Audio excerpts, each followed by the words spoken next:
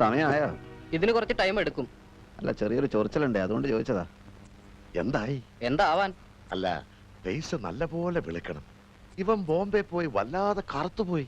കൂടുതൽ വിളിക്കണമെങ്കിലേ പെയിന്റ് അടിക്കണം, ഇല്ലെങ്കിൽ പുറമേയുള്ള തൊലി ചെത്തി കളയണം. ഒരു പണി ചെയ്യുമ്പോൾ ശല്യപ്പെടുന്നത് എനിക്ക് ഇഷ്ടമല്ല.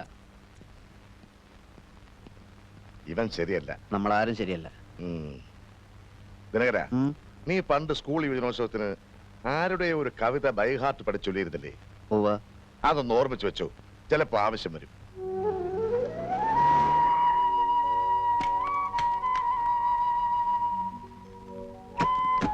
വാ വാ.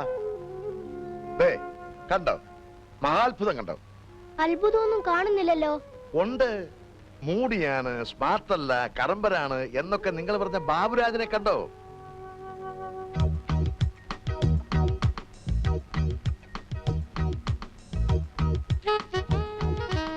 അതാണ് മഹാത്ഭുതം. അയാൾ ഓടുന്നത് കണ്ടോ, ചാടുന്നത് കണ്ടോ, ആ സ്മാർട്ട്നെസ് കണ്ടോ? അയാൾ ഒറ്റയ്ക്ക് ഇങ്ങനെ കിടന്ന് ചാടുന്നതിന്? ചാടുന്നത് എന്തിനെങ്കിലും ആട്ടെ, അയാൾ ചാടുന്നുണ്ടോ അത് പറ. കമാ. നേരത്തെ ഞാൻ ഇതുവഴി പോയപ്പോഴാ ആ സ്മാർട്ട്നെസ് കണ്ടത്. അത്ഭുതം കൊണ്ട് ഞാൻ അയാളോട് ചോദിച്ചു. അപ്പോഴാണ് അറിയുന്നത് പണ്ടേ അയാൾ ഭയങ്കര സ്മാർട്ടായിരുന്നു. ഏതോ ഒരു കളിയിൽ ഇന്ത്യൻ ടീമിന്റെ ക്യാപ്റ്റൻ ആയിരുന്നു അത്രേ ബാബുരാജ്. ഏത് ഇന്ത്യൻ ടീം? ഏതോ ഒരു ഇന്ത്യൻ ടീം. മാത്രമല്ല അയാളുടെ കവിയാണ്. കവി എന്ന് പറഞ്ഞാൽ വെറും കവിയല്ല, നിമിഷ കവി. എന്തിനെ കുറിച്ച് പറഞ്ഞാലും ആ പറഞ്ഞതിനെ കുറിച്ച് കവിത ഉണ്ടാക്കും. പരീക്ഷിക്കാനായി ഞാനൊരു സബ്ജക്ട് പറഞ്ഞു. അപ്പ ചൊല്ലി കവിത, ഇട്ടി വെട്ടുന്ന കവിത. അങ്ങനെയാണോ? എന്നാൽ ഞാനൊരു സബ്ജക്ട് പറയാം. കവിത ഉണ്ടാക്കാൻ നോക്കാലോ? പിന്നെ വാ. ബാബുരാജ്, എല്ലാരും എന്താ ഇവിടെ? ഞങ്ങളൊക്കെ വെറുതെ. ഞാനൊരു സബ്ജക്ട് പറയാം. ആ കവിത എഴുതാനേ ഞാൻ പറയാം. വേണ്ട, ഞാൻ പറയാം. ശരിയാവൂല മോനെ. ശരിയാവും. അല്ല, കുട്ടി പറയട്ടെ, പറയൂ. കുന്തം. എന്റെ സബ്ജക്ട് കുന്തമാണ്. കുന്തത്തെ പറ്റി ഒരു കവിത ചൊല്ല്. മോനെ, ബാബുവേട്ടനെ കളിയാക്കരുത്. ബാബുരാജ്,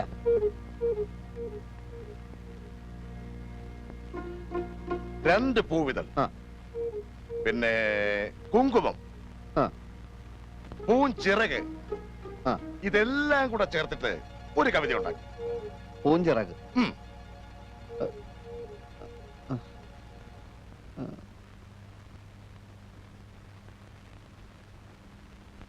അയാൾ ഇത്ര കഷ്ടപ്പെട്ട് പാടിയത് എന്തിനാണെന്ന് എത്ര ആലോചിച്ചിട്ടും മനസ്സിലാവുന്നില്ല. വക്കീലങ്ങൾ എന്തിനാ അയാളെ പാടാൻ നിർബന്ധിച്ചത്? രണ്ടും വട്ട് കേസ് തന്നെ.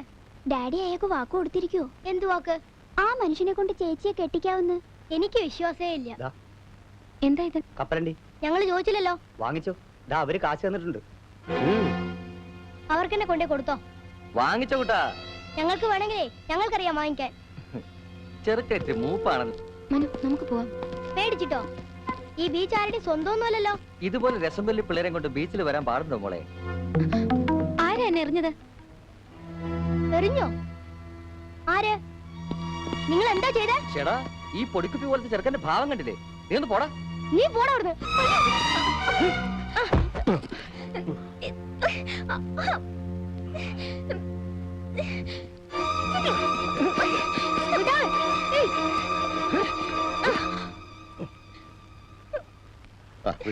മോശമല്ലേ? ആ കളയുന്നു. പോട്ടെ അവിടെ.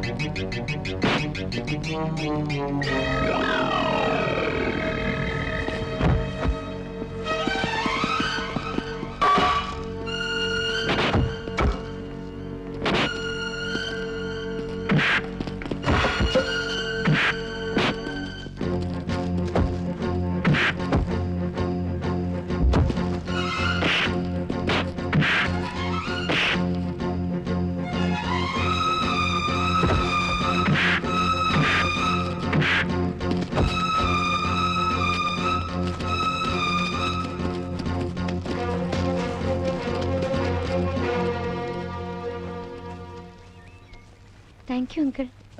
Wonderful uncle. ഇതാ അങ്കിളുടെ ബാഗ്. ദൈവമാണ് അങ്കിളിനെ ഇപ്പൊ ഇവിടെ വരുത്തിയത്. ഇതുപോലുള്ള സ്ഥലത്ത് നിങ്ങൾ കുട്ടികൾ ഒറ്റയ്ക്ക് വന്ന് നിൽക്കരുത്. പട്ടാ പകലല്ലേ അങ്കിൾ? നീചന്മാർക്ക് രാത്രിയൊന്നോ പകലൊന്നോ ഇല്ല. പോയിക്കോ, ഇവിടെ നിൽക്കണ്ട. അങ്കിൾ എവിടുന്ന് പ്രത്യക്ഷപ്പെട്ടു?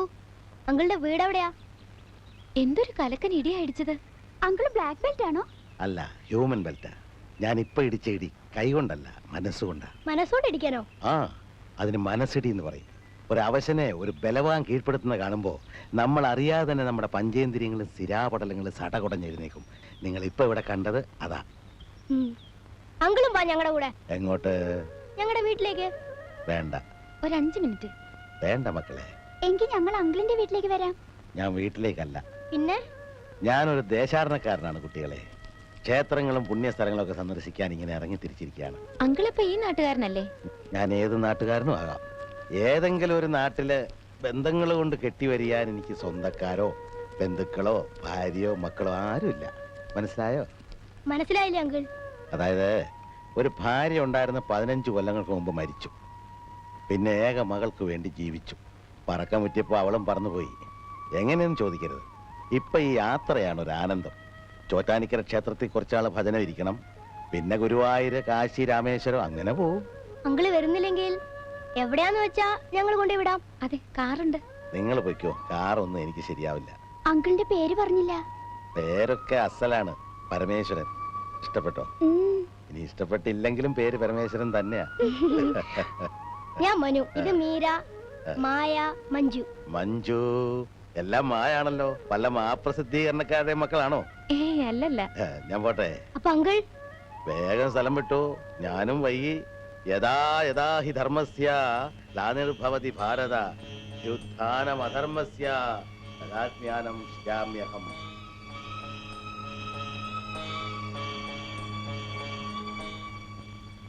മാനേജ്മെന്റ് വാക്ക് പാലിക്കുക. നട്ടലില്ലാത്ത മാനേജ്മെന്റ് കെട്ടി തൂങ്ങിച്ചാവുക. സ്ഥിരപ്പെടുത്താൻ വൈകിയെങ്കിൽ ഫാക്ടറി സർക്കാർ ഏറ്റെടുക്കുക. വീട് ആക്രമിക്കൂ പുന്നൂസേട്ടാ.